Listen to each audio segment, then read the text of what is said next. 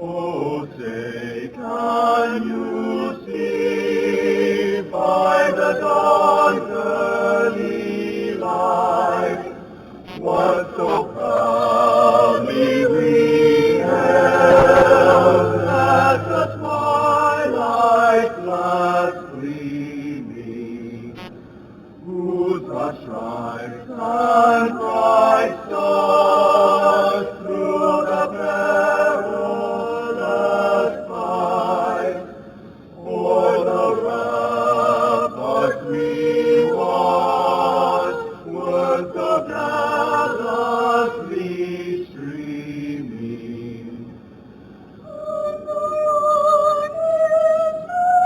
Rocky flame, in the end gave proof to the night that our flag was still there. Oh, say does that star-spangled banner yet wave o'er the land of the free and the home of the brave.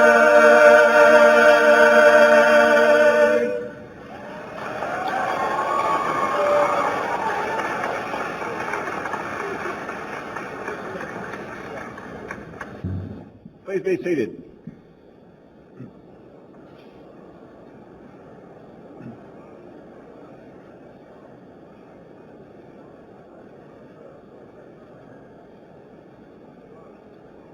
Special thanks go to Dr. Gary Wright and the University Concert Choir for that splendid rendition of our national anthem, and to Dr. Dale Meisenhelter and the University Band for the pre-commencement music and the processional music. Please give all of these folks another round of applause.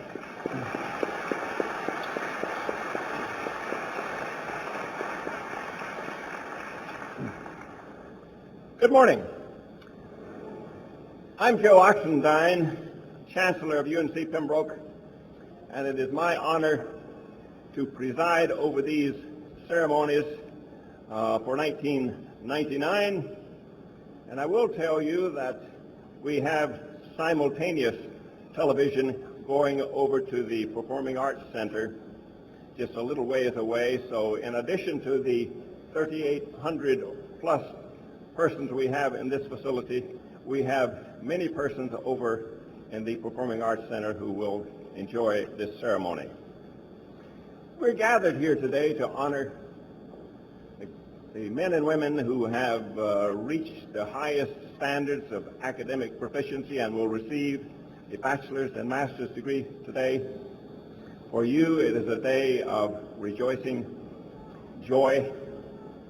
For your parents and family, it is a day of celebration, a day of pride, a day of relief, and for some perhaps a day of astonishment that this thing has come to pass. But it is going to be a great day. And to begin our ceremonies, I'm going to ask Father Fahey from the St. Mary's Catholic Church in Laurinburg to come up and do the invocation. And I hope that all of you can hear me back there. I got to get the right distance here. I want to get far enough back so that I don't listen to myself, but in the far reaches of the back of the facility, can you hear me back there on the back row? Is it coming through all right? Okay. No, you need me to get, is this better? Even closer? Okay. Father Fahey, it should be exactly 4.5 inches from this mic. Now, Father Fahey.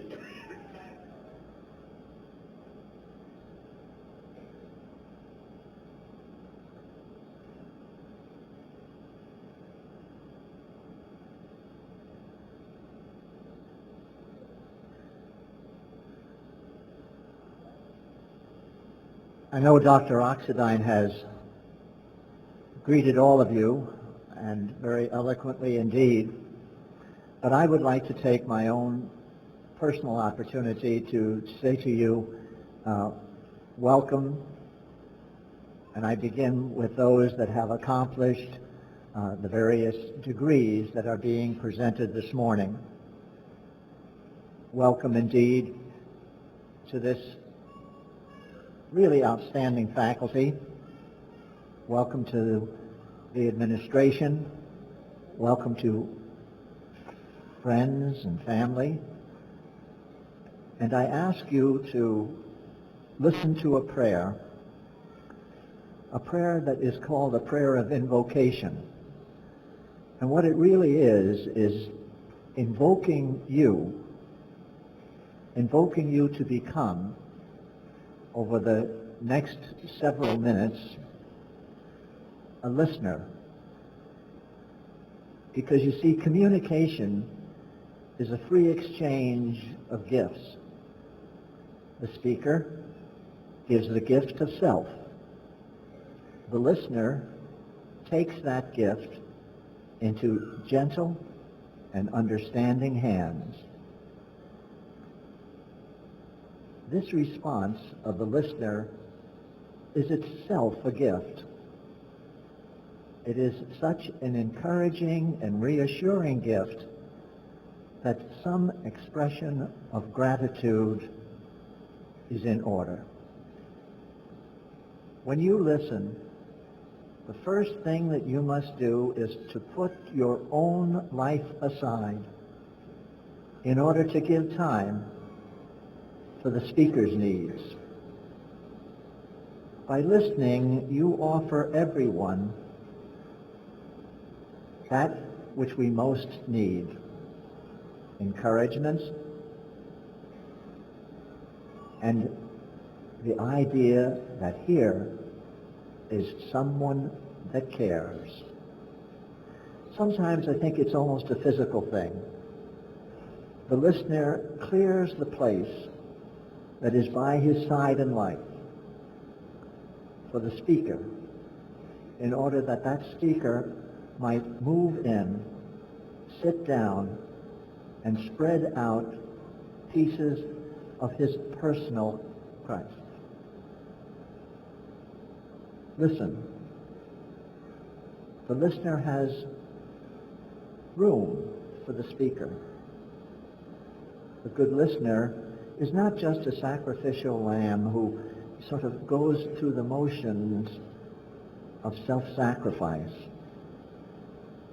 A good listener truly wants to know who the speaker is.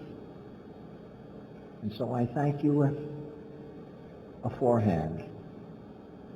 I thank you for being a good listener and taking your own needs and concerns over the few periods of time that are to come, and want to really know,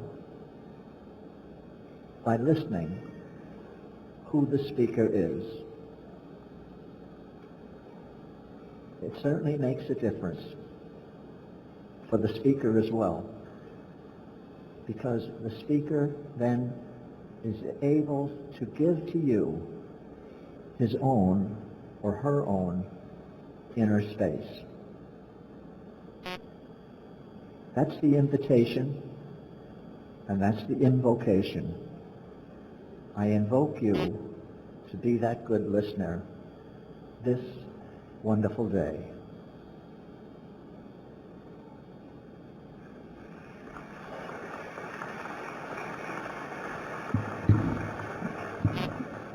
Thank you, Father Fahey. I would like to take this time to introduce certain persons who are important to this university, and there are several groups. First, the platform guests, and on my far left, Dr. Charles Jenkins, Provost and Vice Chancellor for Academic Affairs Charles, will you stand and please and remain standing and hold your applause until all have been introduced.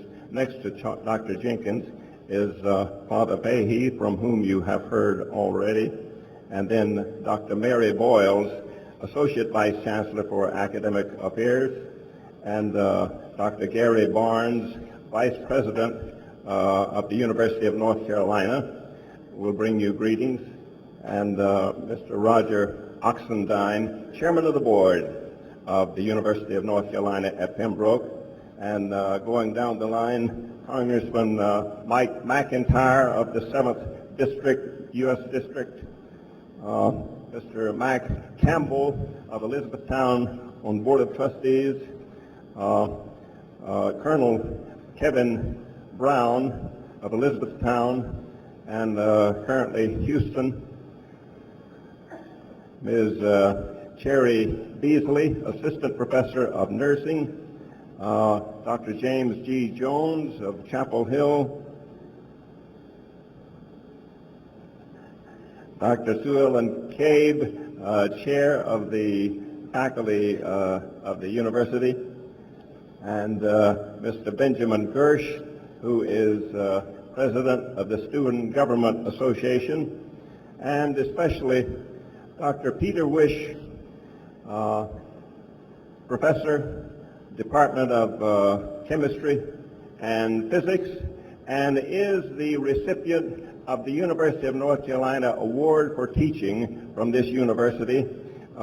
Special recognition as Grand Marshal today. Let's give Dr.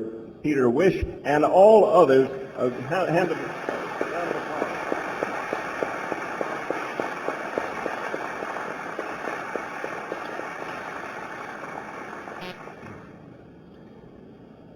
In addition to the several board members I mentioned on the stage, I would like you to welcome Mr. Gary Oxendine. And Gary, would you turn and face the audience?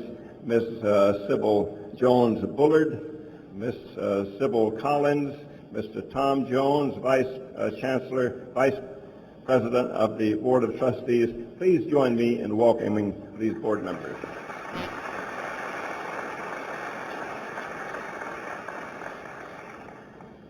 I have behind me the faculty of the university, and out front, administrators of the university.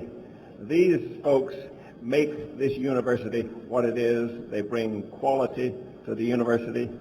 The faculty and administrators make this a very stimulating, exciting place, keeping the standards high, making it a pleasant place for me to work, most enjoyable.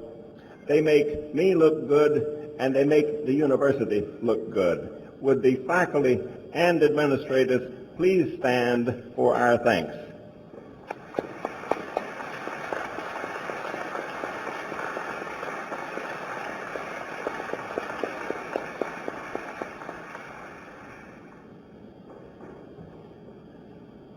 Now I would like to introduce several people, I think 4 or 5 people, who will be bringing greetings to you. First, we have Dr. Gary Barnes. You will note in your program that Mr. Wayne Peterson of the Board of Governors is listed, but he was unable to join us today. He has been sick the last several days and will not join us. But Dr. Gary Barnes of Chapel Hill General Administration, who is responsible for doing the evaluation of the quality of this institution and others, and the reports you hear about what our students think about us, sophomores, seniors, and alumni, that comes as a result of Dr. Barnes' work. Dr. Barnes will be followed by Mr. Roger Oxendine, Chairman of the Board of Trustees, who has had extraordinary success and leadership this year, particularly in a year of searching for a new chancellor. Mr. Roger has worked very hard and very effectively in that role, and he'll bring you greetings from the Board of Trustees. He'll be followed by Dr. Sue Ellen Cave, the chair of the Faculty Senate, and she has exhibited extraordinary skill and just this week has been re-elected to a second term as faculty chair, which is symptomatic of her popularity among the faculty. She will be followed by Mr. Benjamin Gersh, president of the student body. Benjamin Gersh, I'm not going to point out many special students today, but Benjamin Gersh, as the leader of the students, is also a graduating student and the top graduate of the class of 1999 with a cumulative grade point average of 3.997.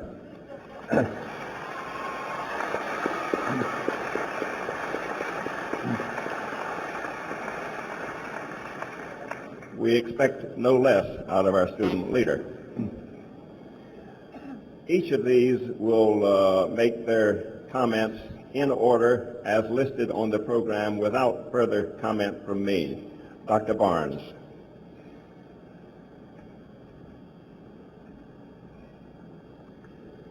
Thank you, Mr. Chancellor. Graduates, family members, faculty, and staff, it gives me great pleasure to bring greetings from President Molly Broad, and also for the Board of Governors, since Wayne Peterson is not able to attend today. He has laryngitis. And I'm sure you feel great pride in your accomplishments and in the accomplishments of your university.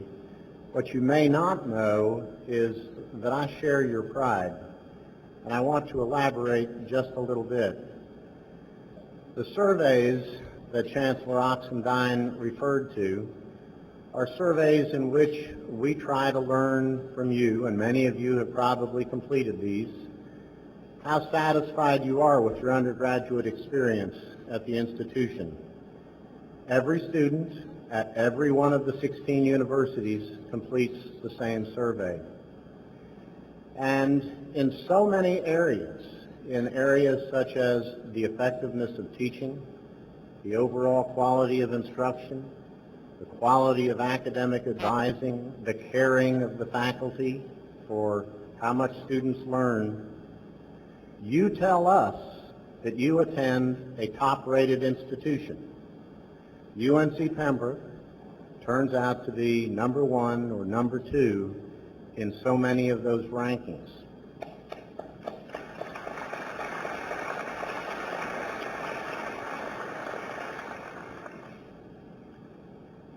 And my wish for all of you is that you share in my pride, and more particularly, that when you leave this institution as alumni, that you speak with pride of your alma mater to your brothers and sisters, to your neighbors, to your cousins, to your children when you have children.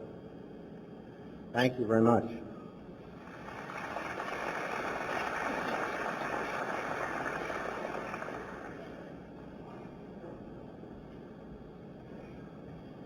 Chancellor Oxendine, Congressman McIntyre, other special platform guests. It's an honor for me to greet the graduates of the class of 1999 and their families and loved ones. I greet you on behalf of the Board of Trustees of UNCP. Our trustees share a great pride in this institution and in those who have worked to make such a wonderful place of learning, including especially Dr. Oxendine, who presides at graduation for his last time as Chancellor. He has led us well and built well for the future, and this university will celebrate his service for as long as it exists. Today is a day for the class of 1999, and on this day our trustees are so proud of you, our graduates, and of your accomplishments. The one we celebrate now, your graduation. I recall way back when my grandfather set me down one day and he gave me a words of wisdom, and he said, "Buddy, there's one thing that you can get that no one can ever take away from you." And I was wondering, what could that be? And you today have gotten that gift. That's an education. You've got a gift now that no one can take away from you. And I honor you and congratulate you and salute you for the accomplishments that you have done. I wish for you a lifetime of success in the service of our family, our community, and our state, and of our God. God bless you and good luck.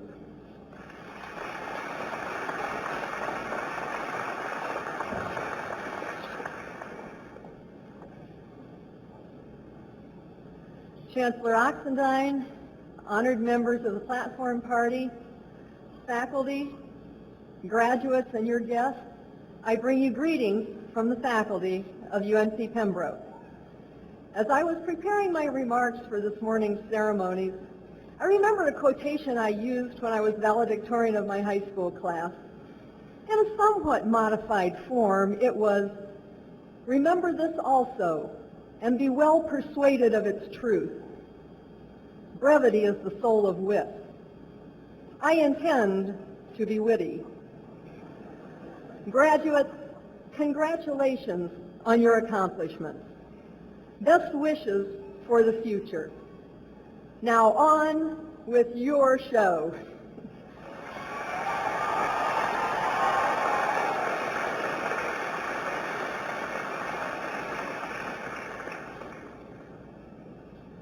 On behalf of the class of 1999, welcome. It's a great day. I can't believe I'm standing here, and I know many of you feel the same way. We worked hard, we were dedicated, and we succeeded.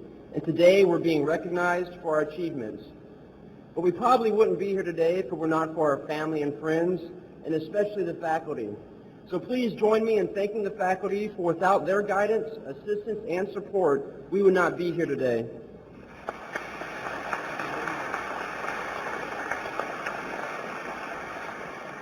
The class of 1999 is special. We are the last class that entered Pembroke State University, and we are the last class to graduate with Chancellor Oxendine, Dr. Chavis, Dr. Boyles, and the faculty who are retiring this year. Now, I know many of you are unsure of what the future holds in the quote-unquote real world. In fact, an excellent example of this comes from one of my favorite movies, Back to School, when Rodney Dangerfield tells the graduating class, "As you go out in the real world, my advice to you is, don't go. It's rough out there. Move back with your parents. Let them worry about it." However, what many students don't realize is that college is like the real world. We have bills to pay, deadlines to meet. Sure, maybe we take a 2-hour lunch break, but we still have to get to class on time. So we won't worry about what the future holds. We will do just fine. UNCP has prepared us well for the off-campus world. For example, since we entered 4, 5, maybe even 6 years ago, UNCP has come a long way in technology. In fact, this ceremony is being broadcast live over the internet. At this point, I'd like to say hi to my Aunt Becky in Kentucky, and my brother Mike, who's in Europe. He was deployed to Europe, and he's in the Air Force, and would be here today if it weren't for Slobodan Milosevic. So it's personal now. But as graduates, we will succeed at whatever we set our sights on, whether it's getting that first job, going to professional or graduate school, or even getting a ticket to the premiere of Star Wars. If you want something badly enough, it will happen. So on behalf of the class of 1999, let's get this commencement moving.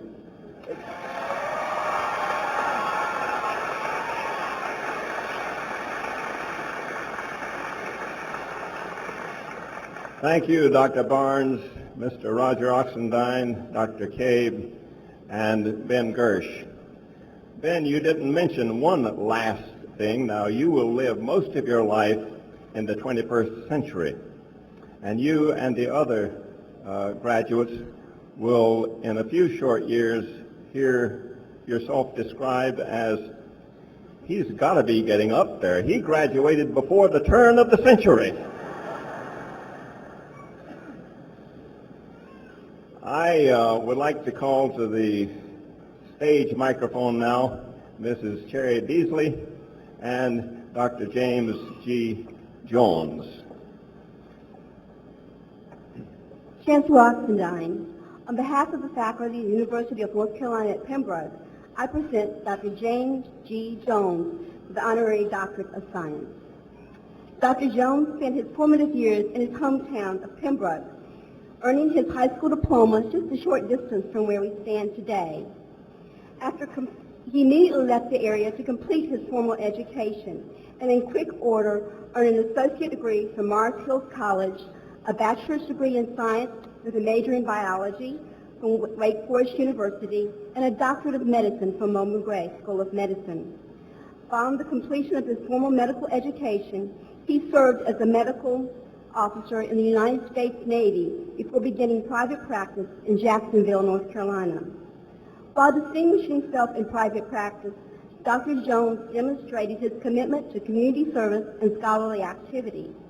A perusal of these activities finds Dr. Jones serving the county, state, and country in a variety of dimensions, including education and health care. While residing in Onslow County, he participated in numerous service activities that contributed directly and indirectly to the health of the community, including membership in community health and housing boards, participation in Chamber of Commerce activities, and in United Fund drives. During this time, Dr. Jones further distinguished himself with his involvement in the North Carolina Medical Society, serving that organization as chair of the Family Medicine Section, the Professional Services Commission, and later as its vice president. During this time, the specialty of family practice exploded rapidly. Dr. Jones was at the forefront of this growth in North Carolina and nationally. He chaired the North Carolina Academy of Family Physicians Committee on Education and its scientific sessions. He represented North Carolina to the American Academy of Family Physicians.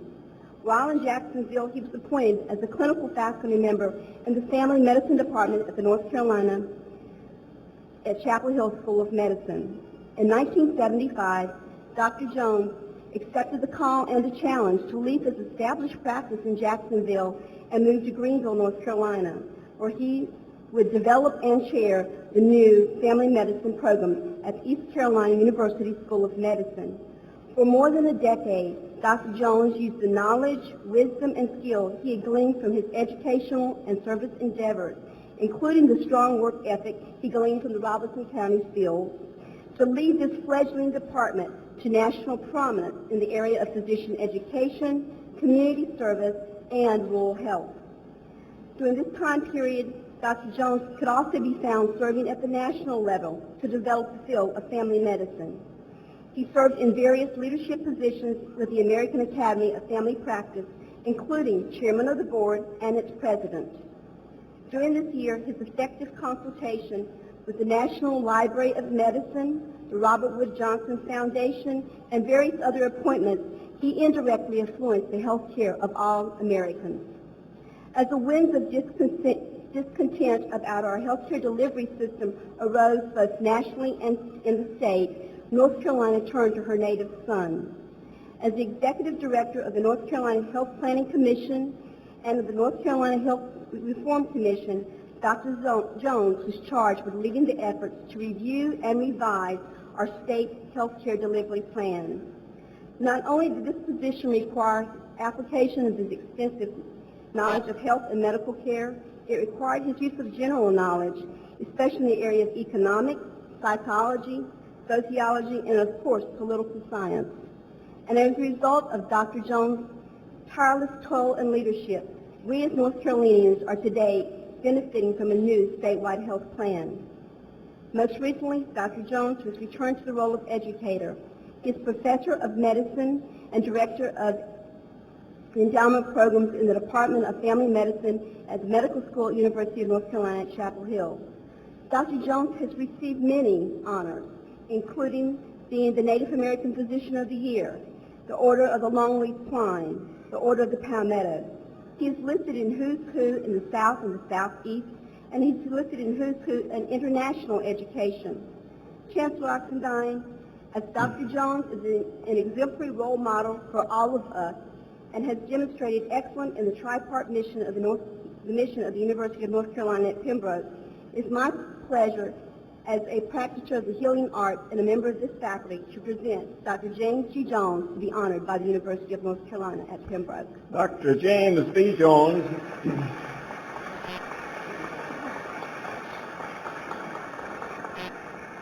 Dr. Jones, son of Robeson County, who as a young man was reputed to be the most reliable paper boy in this part of the county, ascended to the highest levels of family practice both statewide and nationally by the authority entrusted in me by the President and Board of Governors of the University of North Carolina and the faculty and the Board of Trustees of the University of North Carolina at Pembroke.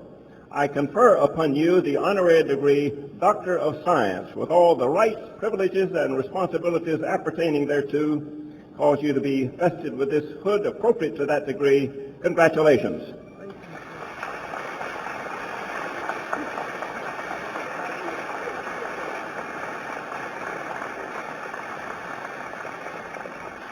I'd like to have Mrs. Jones stand, and any other members of the Jones family, Bruce Jones out there, all of you stand for our greetings, friends of Dr. Jones.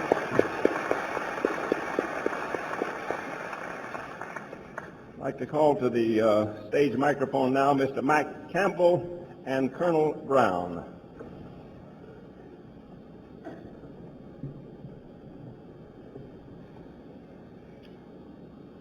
Chancellor Oxendine, U.S. Air Force Lieutenant Colonel Curtis L. Brown, Jr. is a distinguished native of Bladen County in southeastern North Carolina. He was born to Mrs. Rachel Brown and the late Curtis L. Brown in Elizabethtown. He's a product and a graduate of East Bladen High School of 1974. He received an appointment to the U.S. Air Force Academy and graduated in 1978 with a Bachelor of Science degree in electrical engineering, and received a commission as a second lieutenant. Curtis then completed undergraduate pilot training at Lackland Air Force Base at Del Rio, Texas. He was assigned to Myrtle Beach Air Force Base to fly the A-10 Warthog, the Air Force premier tank-busting aircraft. His next assignment was as an instructor pilot at Davis-Monthan Air Force Base in Arizona. Colonel Brown attended the famed Air Force Test Pilot School at Edwards Air Force Base in California. After completing the school, he was assigned to Eglin Air Force Base, Florida, where he served as a test pilot for the A-10 and the F-16 aircraft. In 1987, Curtis Brown was selected as an astronaut candidate and completed a one-year training and evaluation program. He is qualified for flight assignment as a pilot. His technical assignments have included involvement in the upgrade of the shuttle mission simulator, development of the flight data file, serving as lead of the astronaut launch support team responsible for crew egress and strap-in prior to launch, and crew egress after landing, monitoring the refurbishment of the OV-102 and 103 during ground turnaround process, being the lead spacecraft communicator and being the lead in the astronaut office of shuttle operations. He is a veteran of 5 space flights, including commanding the celebrated John Glenn return to space flight. Colonel Brown has logged almost 2,000 hours in space. He will again be returning to space this fall in October. His awards include the Defense Superior Medal, 2 Defense Meritorious Service Medals, the Air Force Merit Service Medal, Air Force Commendation Medal, Air Force Achievement Medal, and 5 NASA Space Flight Medals. Chancellor, with all the honors and all the publicity that Colonel Brown has received, probably his most impressive attribute is he's never lost sight of the fact of where he's from and where his educational journey began. Chancellor, it's my honor to present to you Lieutenant Curtis L. Brown, Jr. for the Doctorate of Science degree.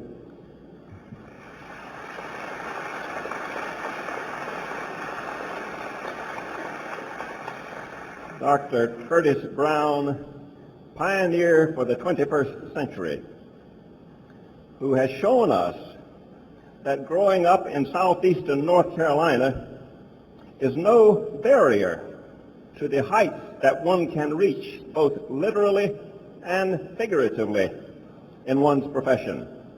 By the authority vested in me by the President and Board of Governors of the University of North Carolina and the faculty and the Board of Trustees of the University of North Carolina at Pembroke, I confer upon you the honorary degree Doctor of Science with all the rights, privileges, and responsibilities pertaining thereto, and cause you to be vested with this hood appropriate to that degree. Congratulations.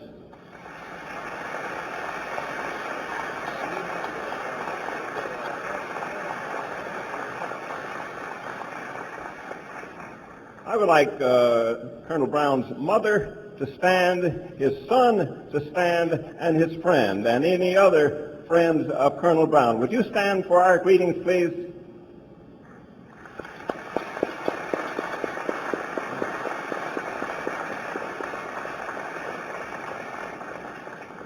Thank you. I would like to invite to the podium now for the introduction of our speaker, Dr. Mary Boyles, Associate Vice Chancellor for Academic Affairs. And as Dr. Boyles comes, I will make note of the fact that she will be retiring from the university on June 30. And I want to say, Mary, that you have done more to enhance the academic quality of all departments in this university and to bring cohesion and humanity to this body of scholars that we call UNC Pembroke. And I'd like you all to join me in thanking Mary for this more than 2 decades of service.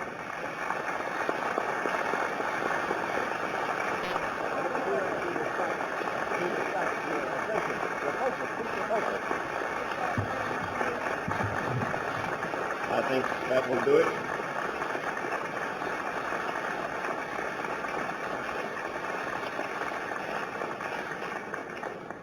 Thank you very much.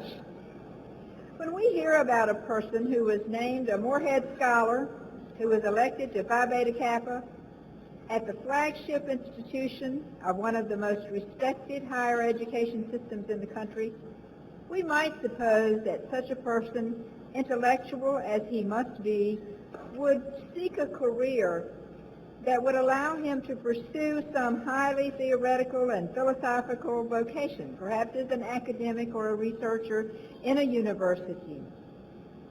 Our speaker for today, the Honorable Mike McIntyre, Congressman of the 7th District, was a Morehead Scholar and was elected to Phi Beta Kappa at the University of North Carolina at Chapel Hill.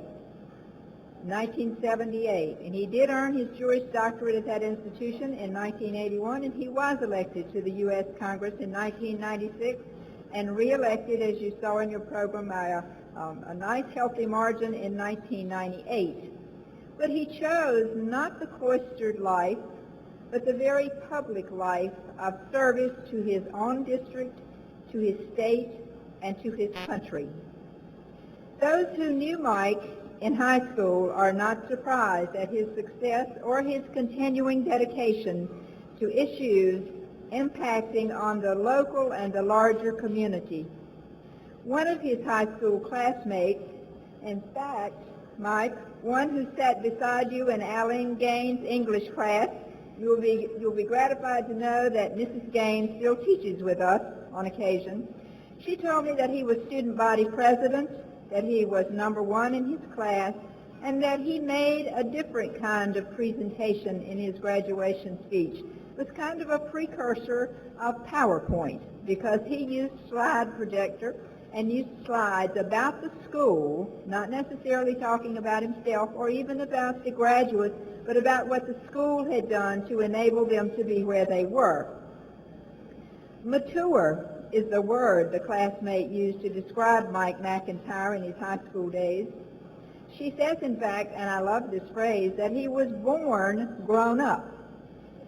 I like that phrase because I have a son who was so philosophically careful that his father has said on occasion, that boy was born 40 years old and he's been aging rapidly ever since.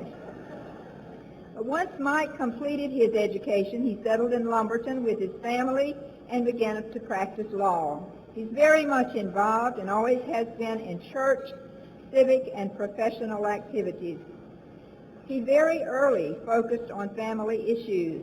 Even prior to his election to Congress, he was chosen as among the state's 5 outstanding young North Carolinians of the year. He was a charter member of both the North Carolina Commission on Children and Youth and the North Carolina Commission on the Family, as you read in your program. Even as a busy congressman, he continues to work diligently for education. In 1989, he earned the Governor's Award for Outstanding Volunteer Service in Education. His commitments and his dedication to those commitments obviously involve his activities in a number of congressional committees and activities. He serves on the House Agricultural Committee working to promote and protect farm families. He is co-chair of the Congressional Task Force on Fatherhood Promotion, continues to be a strong advocate for senior citizens, of improved health care and education. While remaining acutely attuned to these domestic issues, Mike does not neglect global concerns, as you can see from his serving on the House Armed Services Committee and the Democratic Coalition. And I understand that he's gained something of a reputation for his common sense approach to consensus on public policy. Congressman McIntyre's efforts in all of these activities and endeavors has not gone unnoticed. More than a dozen organizations have cited him and recognized him for his wide-reaching accomplishments and contributions. Most importantly, I think one would be hard-pressed to find any of his constituents, whether they agree with everything he does or not, who would not acknowledge the boundless energy he puts forth on behalf of his district, his state, and his country. Congressman McIntyre has been a friend of long standing to the University of North Carolina at Pembroke. I am pleased and honored to present him to you as the UNC Pembroke Commencement Speaker, and Ben Gersh I'll have a word with because he tried to steal my final line here. Commencement Speaker for the first and only graduating class to be the last graduating class of the current millennium and the 20th century. Congressman McIntyre.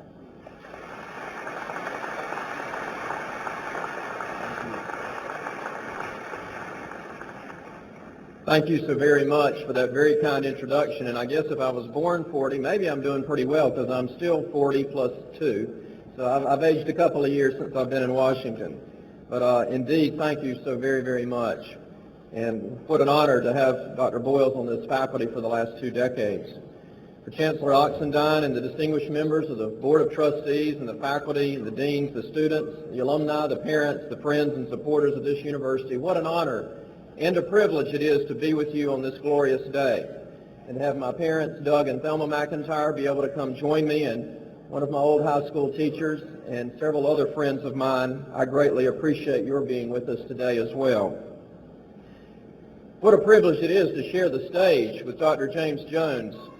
I can tell you as co-chairman of the U.S. House Rural Health Care Caucus on Capitol Hill that we are doing all we can to help rural health, and to have someone like Dr. Jones to grow up here and to take the concerns for medical care in rural areas like most of us live in North Carolina is truly a tribute to a man who is giving back to his community and to his state.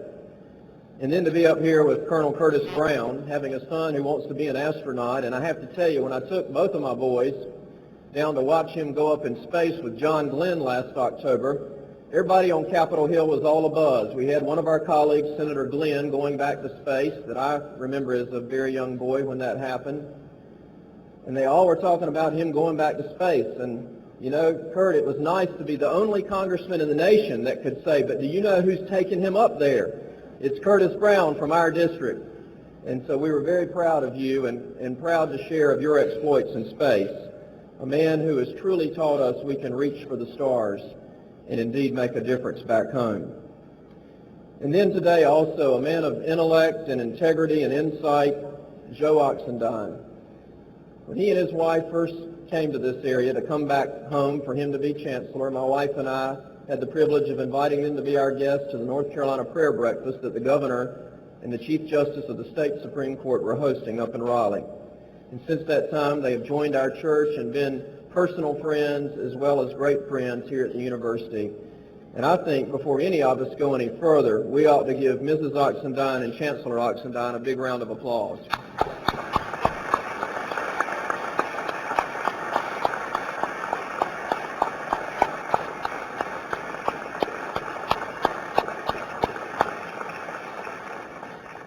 And yes, graduates, this is your day. But before I issue my words to you, there's one other group I think we should applaud for just a moment. Because this day would not have happened, not only without your hard work, but you would have never gotten to this day, much yet gotten to your first step in life, literally, without your parents. And I think your parents and your grandparents deserve a big hand for all the parents. State and nation has shown that it can honor its heritage, remembering the past, but always striving for the future for excellence, with high academic standards, excellence in all areas of endeavor, and always being concerned about honoring the scholarship and tradition that a great university such as this has stood for, literally, throughout this century. And I applaud UNC Pembroke for providing a forum for all of us, not only for you as graduates, as you've studied here and written papers and prepared for exams, but also for this community and for this state and nation, for the positive example as it sets and the role model that it gives of how so many people from so many diverse backgrounds can come together and study and fulfill what has been our national motto of E pluribus unum, that's on every coin and dollar bill you may have in your pocket or wallet today, and hopefully, graduates, you're going to have a lot more after you get out of here and get a real job. But that means out of many one, and out of many backgrounds, races, both sexes, different age groups, economic backgrounds, we all have come together to become one to celebrate what you have accomplished today.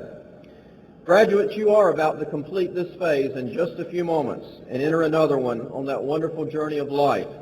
As the American author Eugene Ware once said, all glory comes from daring to begin. This day marks a transition down that road of life, and you're getting ready to make quite an abrupt turn. And it'll not only be exciting and full of opportunities, but you know there'll also be plenty of uncertainty, plenty of times that you are going to have to make the tough choices, plenty of bumps. But the good thing about it is, with this degree today, you're going to be in the driver's seat because you're going to have something that money can't buy. And as my good friend Roger Oxendine said, that education that is going to make the difference for you as you look ahead in life. As an English writer, Alan Ashley Pitt once said, these were words that challenged me as a young adult that I hope will ring in your mind as you think about the decisions you have to make as you get ready to start your next journey. The man who follows the crowd will usually get no further than the crowd. The man who walks alone is likely to find himself in places that no one else has ever been before, as you've seen today on the stage. Creativity in living, he said, is not without its attendant difficulties, for particularity breeds contempt. And the unfortunate thing about being ahead of your time is that by the time others finally realize you were right, they'll say they knew it all along. You have two choices in life. You can just dissolve into the mainstream and be like everybody else, or you can be different. And to be different, you must be distinct. And to be distinct, you must strive to be what no one else but you can be. Those words stuck in my heart and mind as I went through high school and college. And it makes me think about the decisions that all of us today in this great gym and those watching by television and internet should think about as American citizens. That is, what are our responsibilities as we go forward as citizens in this nation, regardless of what particular career different ones of us may ultimately choose. That is what I like to call the paradox of true freedom. Charles Kingsley once said that there are two freedoms that we can have. The false freedom, where one is just free to do what he wants. And the true freedom, for one is free to do what he ought. Indeed, the more freedom we have, the more responsibility we have to ourselves and our society. And so the three simple words that I want you to remember, if you remember nothing else today, as you get ready to get your diplomas in a few moments, are reject and inject and project. First, you've got to learn to reject some things. In order to get this degree, you had to reject a few nights that you probably would have rather have been out partying. You had to say no every now and then because you might have had to finish up that paper or get ready for that exam. Well, in life itself, for all of us, there are times we have to indeed learn to say no. Because freedom is not just an unrestrained license to do whatever we want to do, no matter what it costs myself or my family or my society. Because that, my friends, is nothing more than senseless selfishness. We have to be willing to say no to some things in life so that we can say yes to the right things.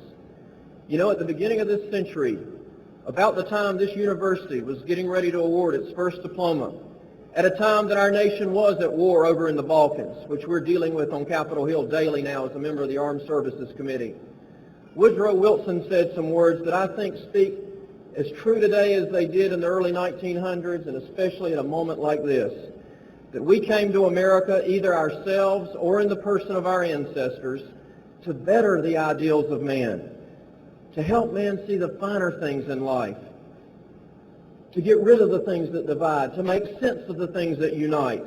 It was a historical accident, he said, no doubt, that our country was called the United States of America. But I'm glad, said President Wilson, that it had the word united in its title. And the man who seeks to divide group from group, man from man, interest from interest, is striking at the very heart of what has made this union so great. We need to be able to reject some things, to say no to senseless selfishness. Secondly, we need to inject a true sense of responsibility.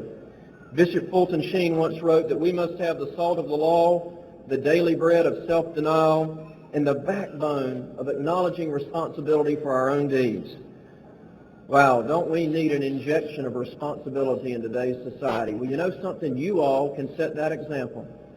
You've shown you're responsible with what you've achieved today. And as you walk out of these doors, you can show the world that you have that injection of what it means to be a responsible, productive citizen in this country. And then third, we must project. We must always be looking ahead. You know, your parents before you and the generations before them were looking ahead to this day. You've been looking ahead to it since the day you put your foot on this campus. We have to be a people of vision. We have to be able to know what our goals are. Because no matter how strong I may be, and no matter how great I could fire as an archer fires his arrow, and people admire how far and long he can fire that arrow, if he's not aiming at the target, he's never going to hit it. And so we must always, as you have done today, and you've hit the target to get this degree, set your goals continually as you move forward in life. Because the future will soon drown those who don't prepare for the onrushing currents of time. As the book of Proverbs says, where there is no vision, the people perish. Well, today is a day for us to celebrate. But you know, when you go out the doors, there are a lot of people out there that are perishing. They're not excited or happy. There are problems out there. And this world is looking to leaders like you to go out and help solve them. Leaders like you see on this stage who got degrees today. Leaders like the faculty who have invested their livelihood in preparing you for the world you're getting ready to face. And so I encourage you to be that person that shares a vision, that shares your excitement, that celebrates life, just like you're going to celebrate the awarding of your ceremony, of the ceremony with your degree in just a few minutes. Be able to reject, be able to inject, be able to project, be able to look ahead. If any one of us dares to claim freedom as our treasure, then we must also claim responsibility as our duty. Education today helps us get a job, it helps us raise a family, it helps us become better citizens. But we're committed to education, I dare say, all of us here, because it also helps us to allow us to shape our own lives in positive ways, not only for ourselves, but I hope and pray, indeed, for our nation.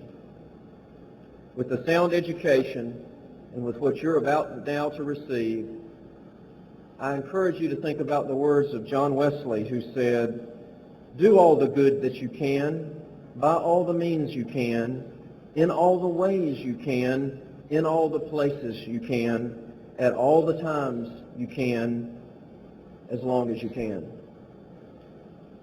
And I close with the words that have been my motto since you have given me the privilege and honor of serving you in Washington as your congressman, words of the man who first wrote about life and liberty and the pursuit of happiness, who later became our third president, as you know, Thomas Jefferson. A challenge that I hope every person in here, and especially our graduates, will think about as you now get ready to walk on the stage.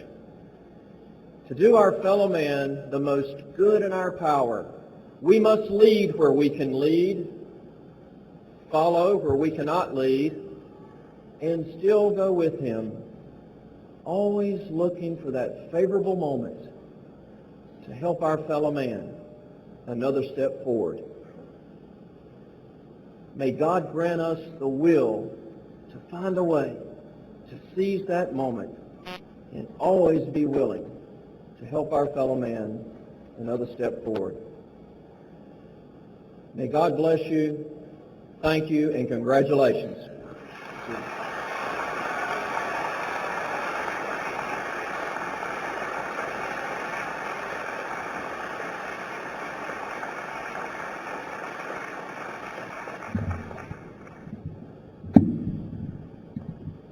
Congressman McIntyre, thank you for that inspiration, that insight. I am very pleased that the citizens of the 7th District have you making your mark already in a short time in Washington, and I'm very pleased that the graduates of 1999 have had a chance to sense your vision and your brilliance, and thank you for being with us today.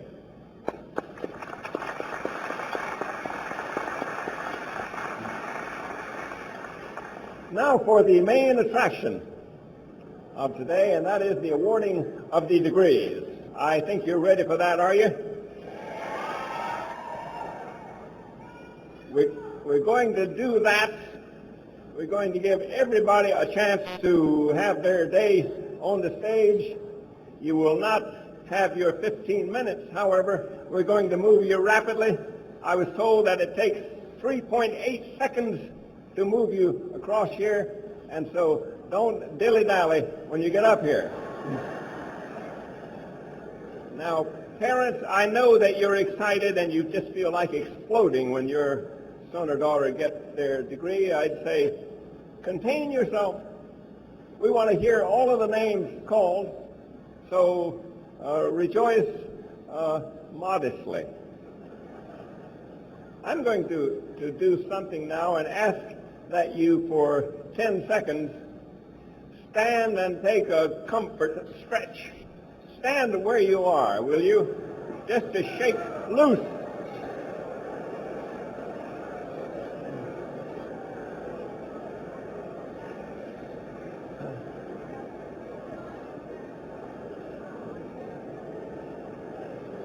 All right, please be seated now.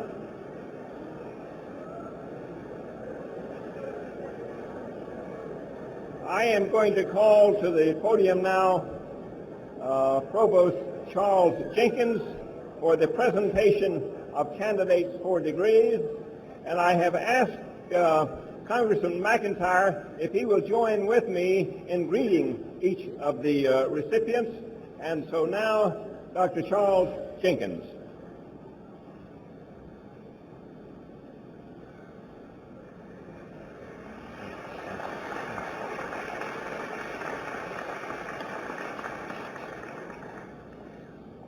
Will the candidates for the Bachelor of Arts degree and the Bachelor of Music degree please stand?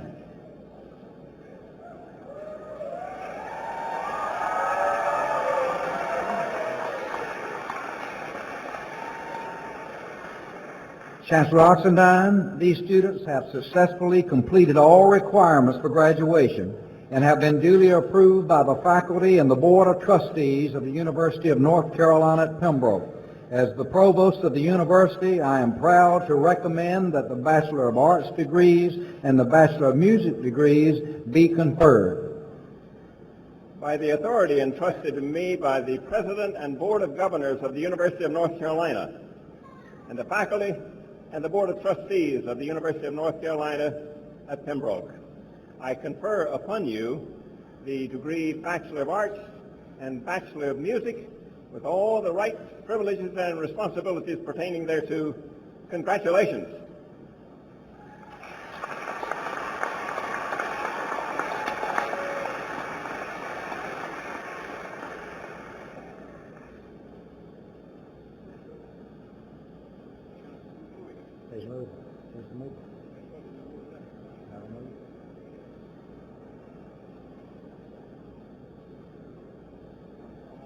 Yeah. I thought you wanted to come up and get it. Don't hesitate. She didn't know.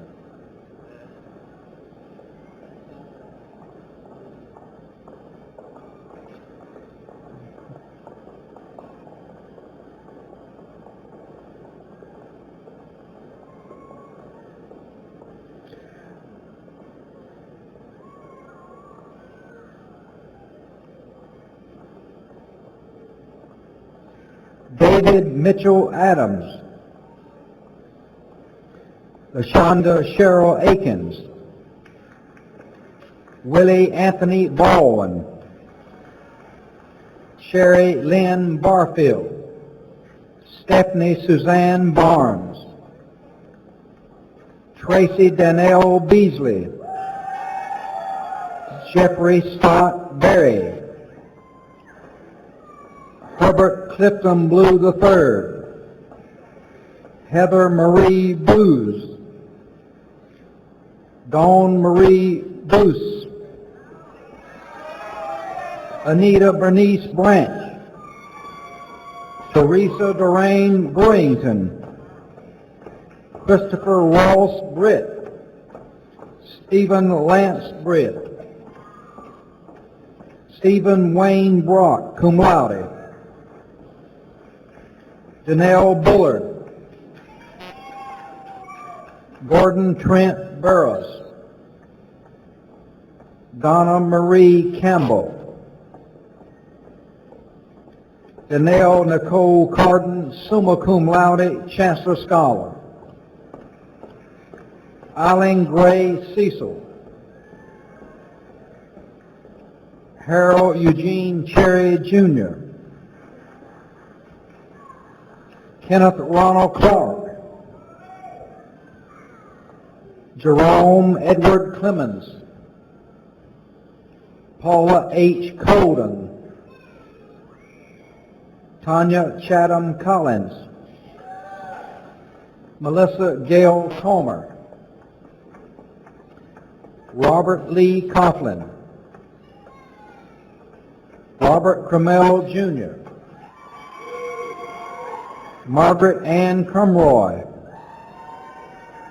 Benjamin Alexander Davis, Jerry Brian Davis, Megan K. Davis, cum laude, Karen K. Deese, Lorena A. Duberell, Pamela Boone Easterling, Margaret Catherine Farabee,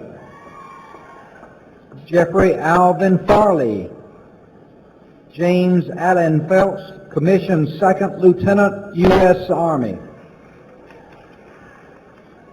Donald Eric Fletcher, Christiane Ulrich Llewellyn, summa cum laude, Jonquil Monique Funderburg, Dennis Ray Goins, Rhonda Janine Graham, Jennifer Catherine Haas. Jennifer Marie Hall. Patricia Hammonds. Jessica L. Hatcher. Dean Henderson. Beverly Michelle Hendricks. Heather Denise Herndon. Tara Catherine Hester. Dawn Danelle Holt, cum laude. Anitra Rochelle Hunt. Terry Hunt. John Walter Eisenhower. Albert Luck Jacobs III. Tara Michelle Jernigan. Charles Calvin Jones, magna cum laude. John Thomas Jones, cum laude. Suleiman A. Kadir. Lawrence S. Kennedy. Jeffrey Michael Cavern. Teresa Ann Langley, cum laude. Phyllis Alexandra Lakeys. Scott Frederick Leviton, cum laude. Catherine Lunsford Lewis, cum laude. Renee Luder. Charles Matthew Lyles. Johnny Darlene Lyles. Christina Michelle Locklear. Danelle Jump Locklear. Letty Jacobs Locklear. Martin Locklear. Mary Beth Locklear. Patricia Ann Locklear. Tanya Rose Locklear. Marcia Rose Long, magna cum laude. Carl Eric Mason, commissioned 2nd Lieutenant, United States Army. Jessica Satterwhite McDaniel, Chancellor Scholar. Priscilla Cason McDaniel. Heather Danelle McPherson. Anne Marie Masser. Monica Bishop Miller. Benjamin Franklin Morris II. James Lee Murphy Jr. Frederick Terrell Murray. Richard Allen Newton, magna cum laude. Jason Matthew Odom. Jamie Ryan Oxendine. Christy Nicole Oxendine. Stacy Chanel Oxendine. Renee Danelle Page. Kenneth Neal Parisher.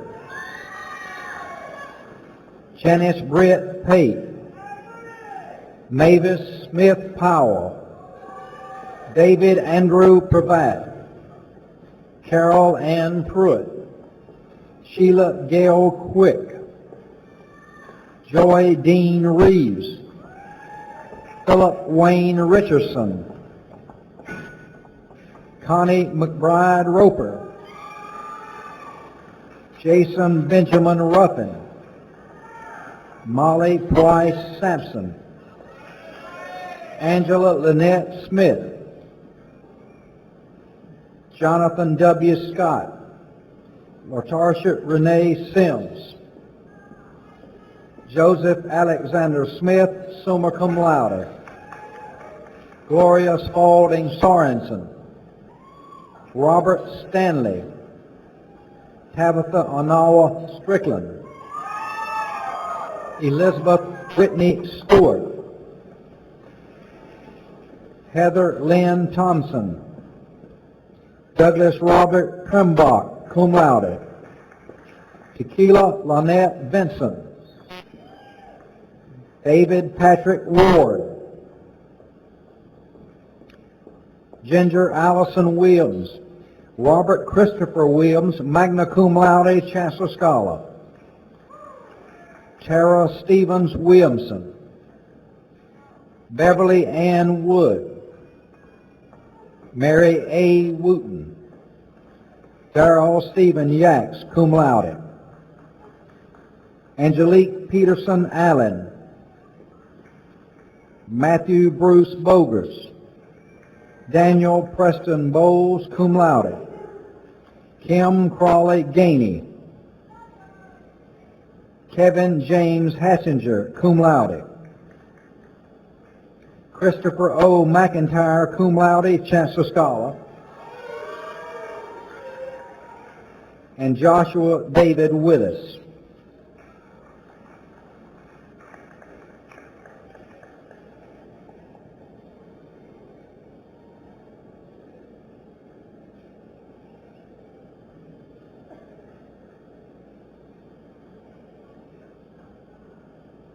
Please join me now in congratulating these degree recipients.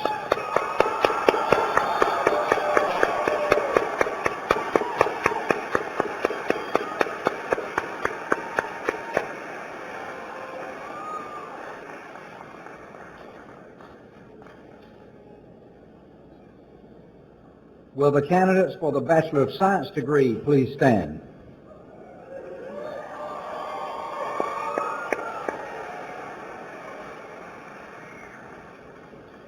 Mr. Chancellor, these students have successfully completed all requirements for graduation and have been duly approved by the faculty and the Board of Trustees of the University of North Carolina at Pembroke.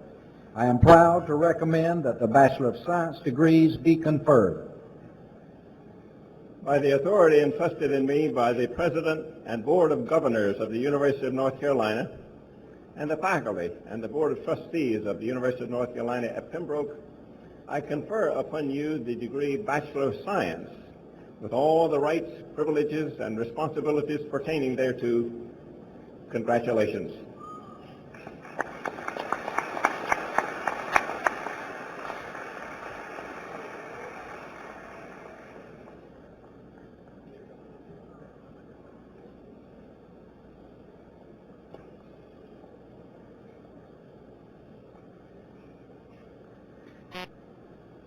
Tiandra Vanette Allen,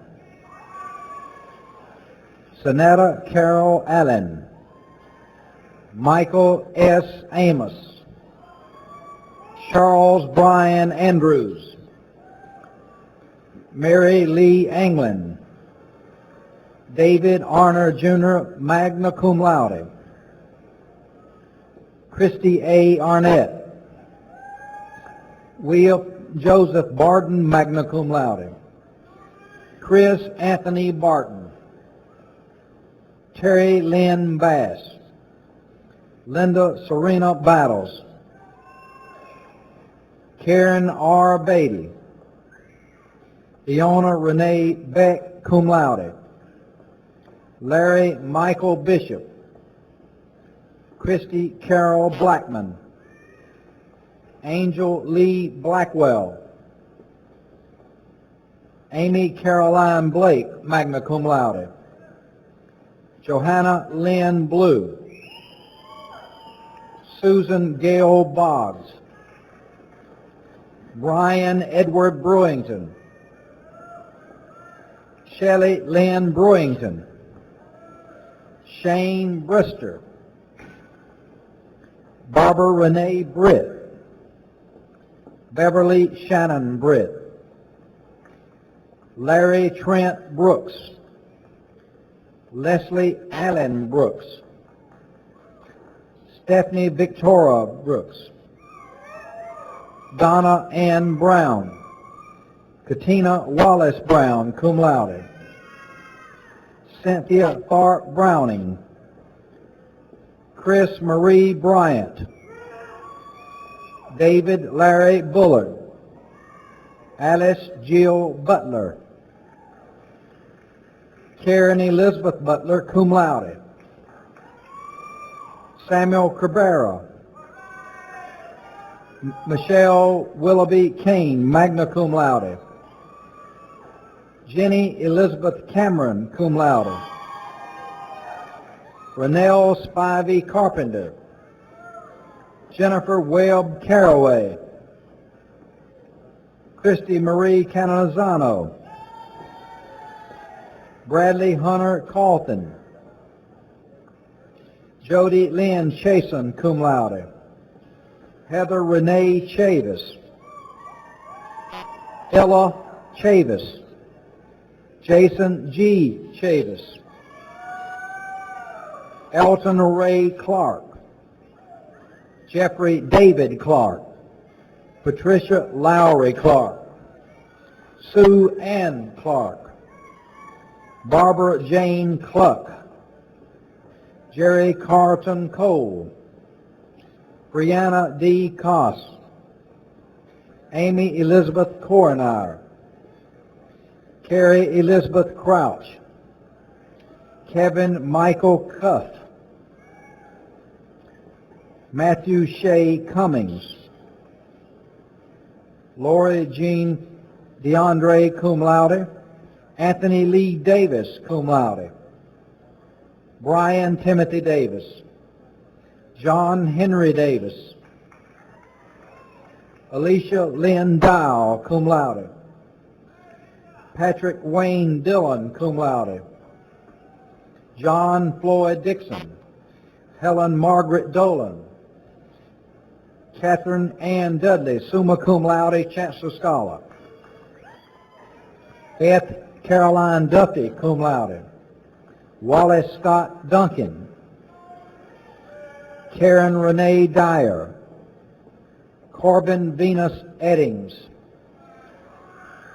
Eric Stephen Edmondson, Sarah Michelle Faircloth, Jennifer Lee Falk, Jennifer Fields Wilkins, Lorraine Denise Friday, Jason Brannon Fry, Louis A. Garcia, Benjamin Cohen Gerst, summa cum laude, Chancellor Scholar, Cynthia Christine Gill White, cum laude, Melissa Rose Gray, William H. Green,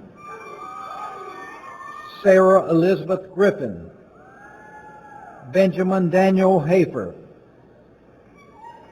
Julius K. Higgins, Jacqueline Laverne Hale, Teresa Ann Hall Allen, Millicent Joy Hammonds, Alicia May Hanna, Jonna R. Harden, Audria Brisson Harris, Jill Nicole Hawthorne, Tanya Hayes, Carl Lindley Head, Woodrow Lee Hedgepath, Thomas Edward Heining, Roque Jacinto Hernandez, cum laude, Crystal Dawn Hill, Nora B. Hilton, Cindy Robinson Henson, Jillian Page Henson, Catherine Newton Henson, cum laude, Terry Howard Hawk, Jr., Stacy Elaine Honeycutt, Mitchell Allen Hunatar, Don Loy England, Jr., Kenneth Brant Ivy, Myra Jo Ivy, Melissa Ray Jackson, Stacy Michelle Jackson, Carlin Adriana Jacobs, Demetrius Jacobs, Reese Jacobs Jr., Sandon Lee Jacobs, Chancellor Scholar, Manuel Jimenez, Tara Lyra Jimenez, Keisha Lee Johnson, Nicole S. Johnson, Deborah Hamer Jones, Elizabeth Alta Jones, Kimberly Green Jones, Lisa Linnell Jones, Amy Linnell Cocola, cum laude, Christopher Taylor Kurtz, Sandra Joan Courtjohn, summa cum laude, Eric Eugene Lanier, Jennifer Ann Latino, Ashley Deanne Lawler,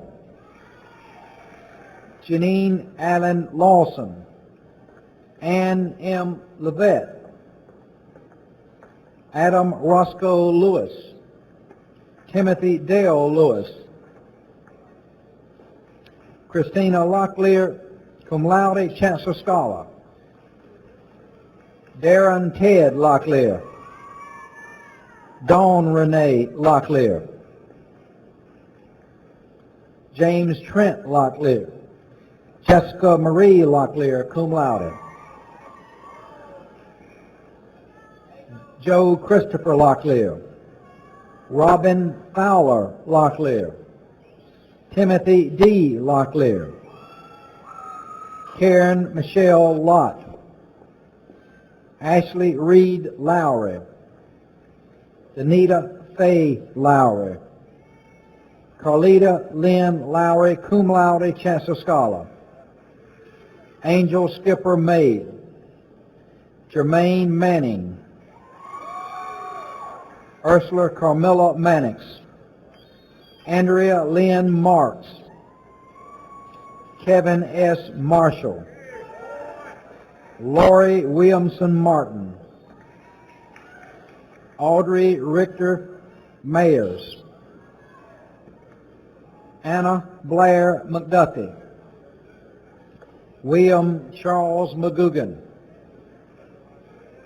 Michelle McKellar, Katina Lynn McLean, Marianne Sherdette McLean, Mary Morrison McLeod, Susan Ann Meadows, Christy Elizabeth Medlin, Kirsten Bancroft Mills, Lori Kelly Miracle, Joseph James Moore, cum laude, Valerie Nunnery Morris, Kevin Thomas Moss, Jill Susan Munchick, cum laude, Amanda Faith Neely, Trinity Ann Nicholas, summa cum laude, Hope Renee Norris, Mary Isla Oxendine, Melissa Sue Oxendine, Terry Lee Oxendine, Cameron Ryan Pate, Catherine Darlene Pargas, Heidi Marie Parker, cum laude, Tina Marie Payne, William Crawford Perkins, Commission, 2nd Lieutenant, United States Army, Jennifer Gail Pittman, Benita Petrea Poe, Stephen Carson Powell, Chavis Duane Rachel, cum laude, Leon Revels Jr., Timothy Ryan Revels, Christy Lynn Ritter, Gregory Tate Roan, cum laude, Joshua Niles Robertson, Marianne Sanderson, Matthew Jason Smith, Georgiana Renee Seeley, Sherry Lynn Sievers, Stephanie Rena Shelton, Amy Catherine Singletary, Floyd Eugene Smith, Lindsay Daughtery Smith, John Christopher Souls, Christy Fields Spalding, Carl A. Stahl, Chancellor Scholar, David Charles Stein, Sandra Jean Striblin, Kimberly Ann Strickland,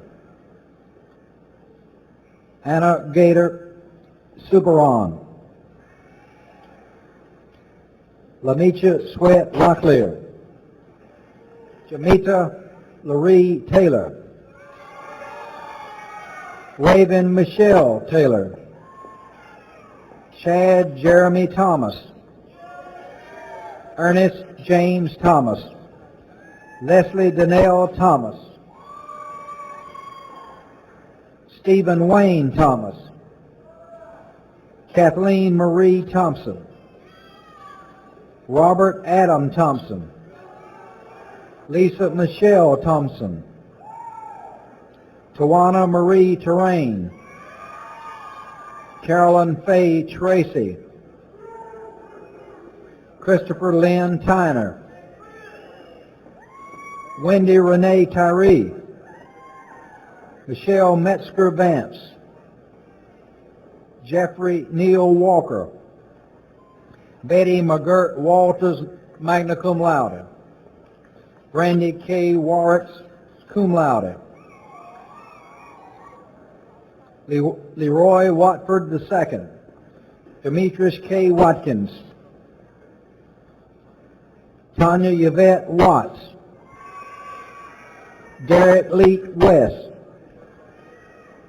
Roland Lynn Wheeler Jr. Catherine Leah White, summa cum laude. Orville Leslie White, cum laude. Michael Lee Wiles, magna cum laude. Kevin Todd Williams. Tiffany Latonya Williams. Misty Lynn Wilson. Anita Marie Wofford. Billy Jackson Wood. Nicole Lunsford Wood.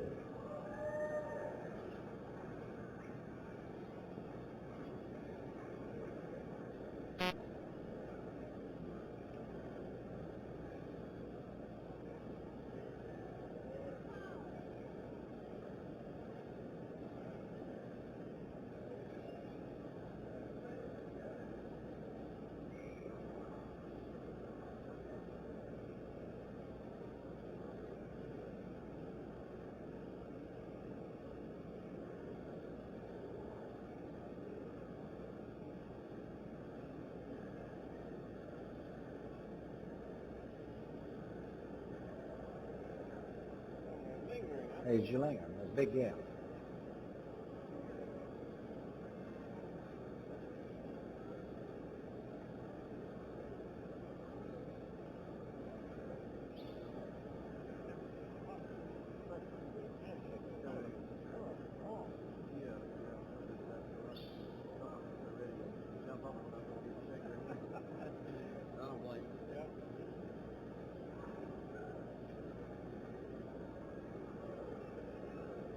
Please join me in congratulating these degree recipients.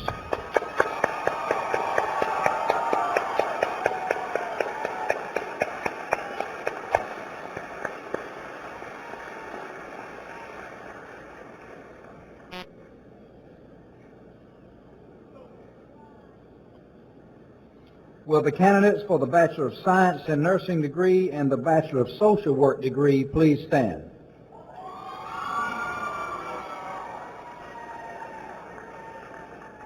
Chancellor Oxendine, these students have successfully completed all requirements for graduation and have been duly approved by the faculty and the Board of Trustees of the University of North Carolina at Pembroke. I am proud to recommend that the Bachelor of Science in Nursing and the Bachelor of Social Work degrees be conferred. By the authority entrusted in me by the President and the Board of Governors of the University of North Carolina and the faculty and the Board of Trustees of the University of North Carolina at Pembroke, I am pleased to confer upon you the Bachelor of Science in Nursing degree and Bachelor of Social Work degree with all the rights, privileges, and responsibilities pertaining thereto. Congratulations.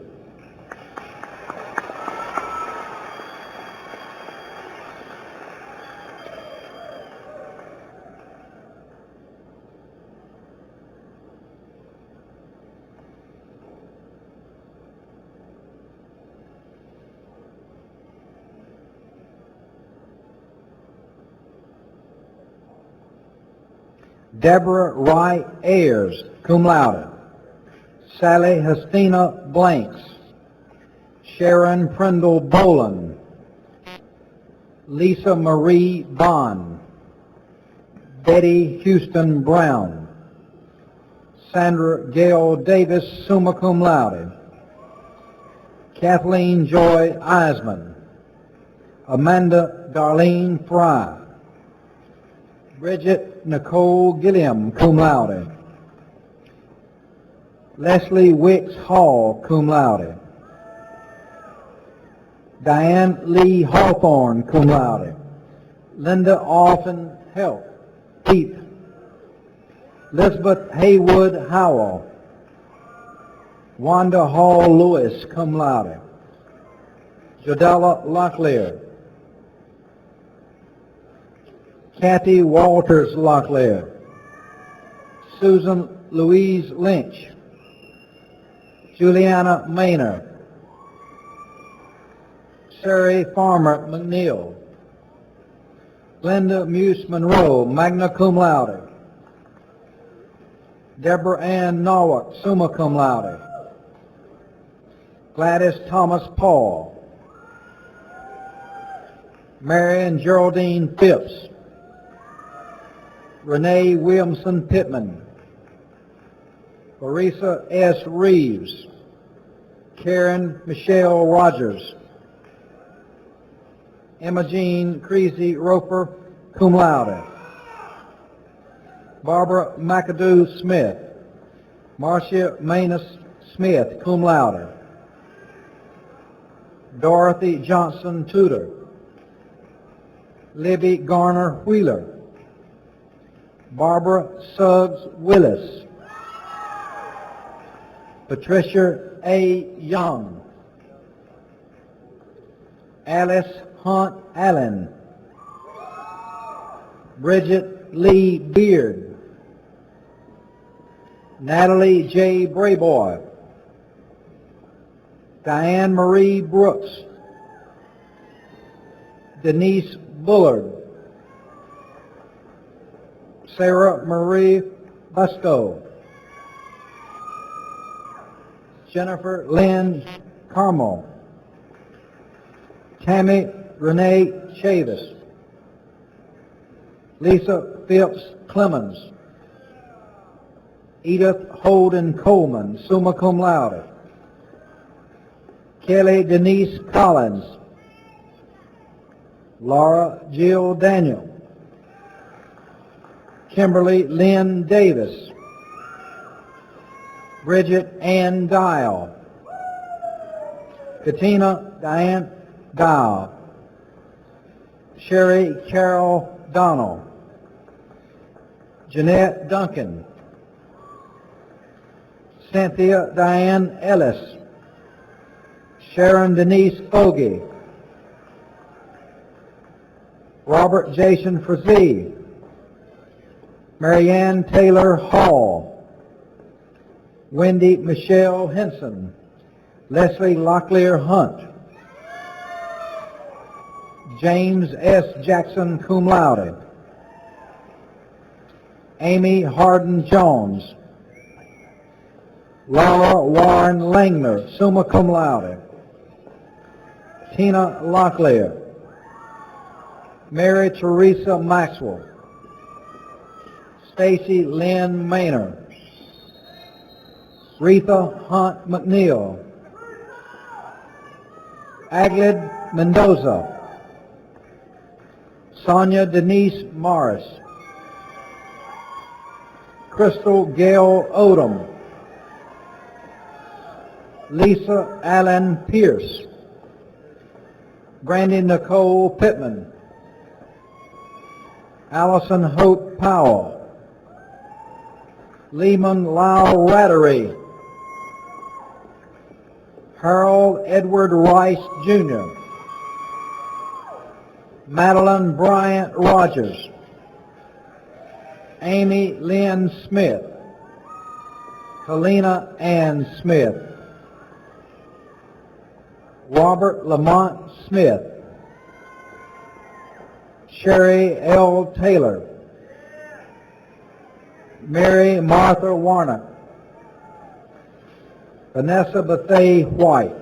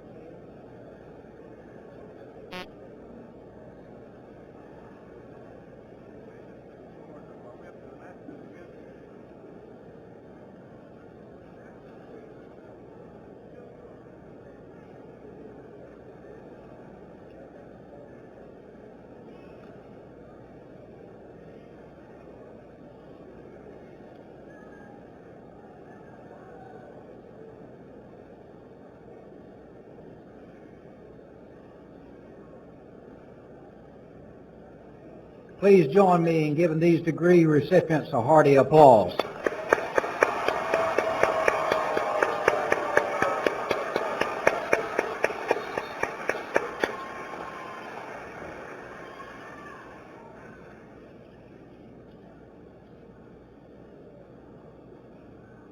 Will the candidates for the Master of Arts degree, the Master of Arts in Education degree, the Master of Business Administration degree, and the Master of Science degree please stand?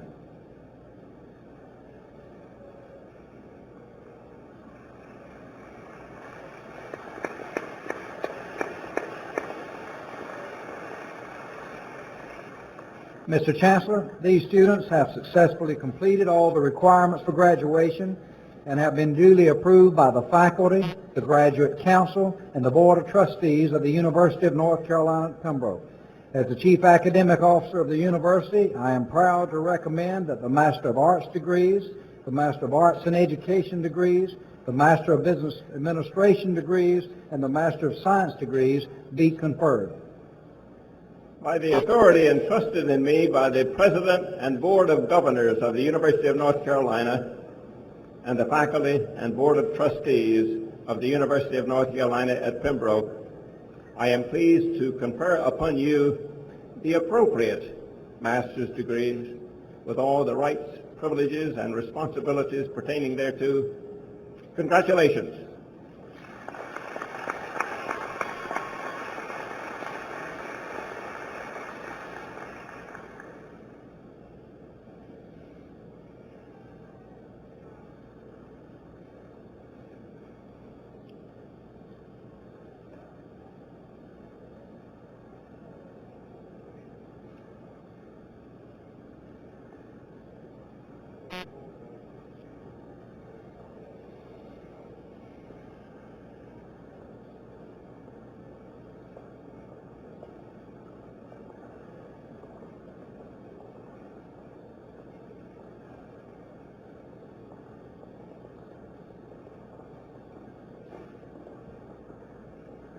Betsy Curry Bailey, Charles DeWitt Doolan,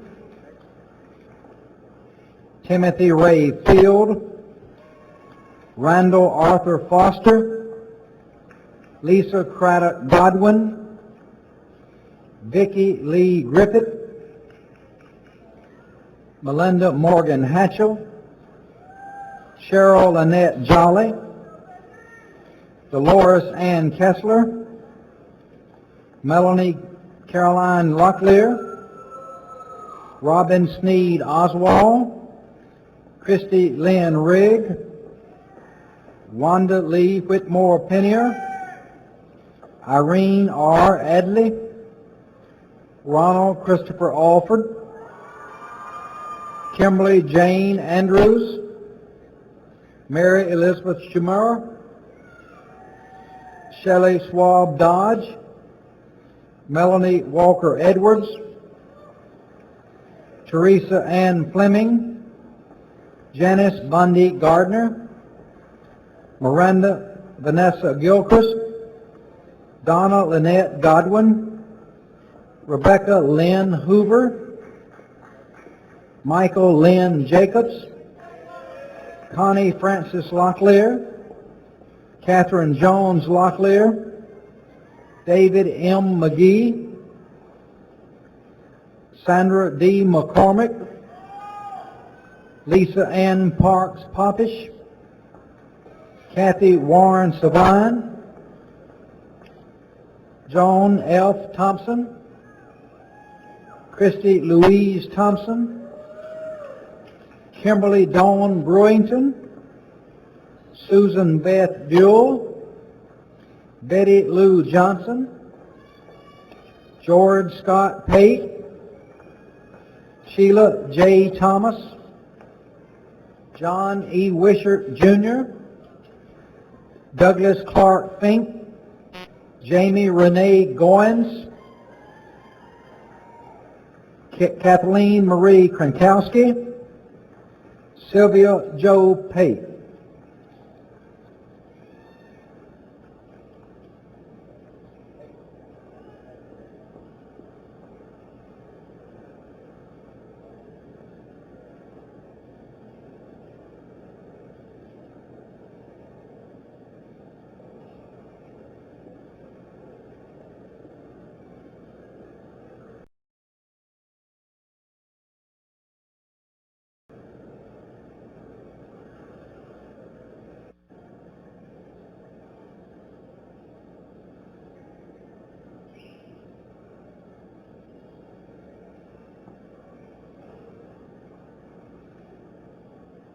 Let's all congratulate these master's degree recipients.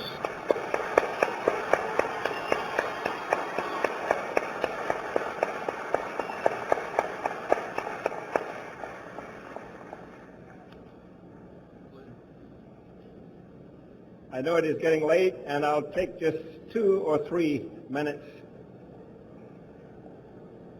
Very special class. And I feel like I'm graduating with you today. My last commencement as chancellor here, and it feels like I'm just getting to know you. I'm amazed at how many of you I know as you come across, but you are a special class. You're a class that is the most diverse, ethnically diverse in this state or this part of the country. You are coming from a group of 57% white, 25% American Indian, 15% African American, and Hispanic and Asians likewise.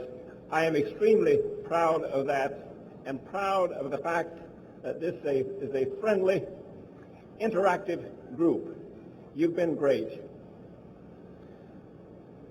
It took me to graduate only 10 years here, and you finished, though, in 4, or was it 5, or 6? I talked with a graduate out in the hall who said she started in 1963, but it takes some longer. But you did it, at any rate. You know, there are a lot of inspiring stories in this group. I wish I had time to tell them, but I won't. But I invite you to do this. Walk with me outside the building at the end of the ceremonies and stand around and mingle with the graduates and their parents and families and listen to the stories of courage, persistence, diligence, hard work, and you'll hear those. Some of them are true, actually. But I invite you to do that, and I invite all of you this day of rejoicing to feel good, brag a little bit, and have a good time today. For a little while. And then get back to doing what it is that got you there. And that is a hard work ethic and diligence and service. Now I know, so I heard someone say a couple days ago, I've taken the last test I'm going to ever take in my life. And I know the feeling. And you may have taken your last written test. But I'm here to tell you, you received a lot of information, relative technical information about the obligation to be of service to your fellow human beings, to be courageous. You received information in your ethics classes about doing what's right. And I'm here to tell you that you are going to be tested on that. The technical stuff and the human service role. You're going to be tested next week. And you're going to be tested next year. And 25 years from now and 50 years from now, you're going to be tested on your courage and your work ethic and whether or not you are doing what you ought to do in your community. Who's going to test you? You're going to be tested by people who are more important to you than the professors. You're going to be tested by your parents, by your employer, by your neighbors, and by your sons and daughters who are testing some of you already. They will test you to see if you have the courage to avoid compromise and doing the things you ought not do in your workplace, testing you to see if you do what you ought to do to make your community a better community. You will surely be tested for the rest of your life. And I hope at the end of time when you meet the Master, he will say, "Well done, thou good and faithful servant. Enter into the joy of the Lord."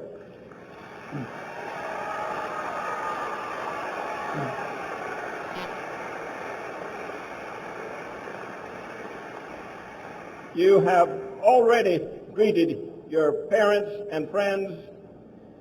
This is the end of the ceremony, except I want to say congratulations to all of you.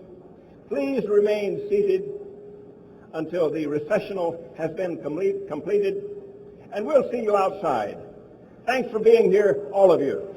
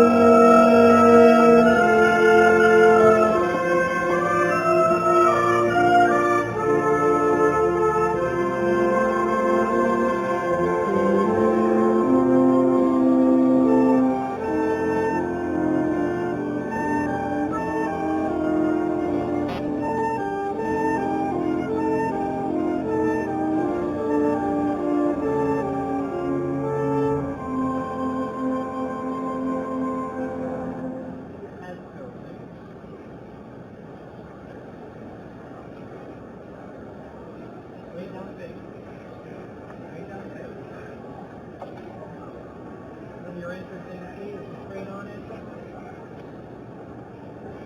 No receipts at all.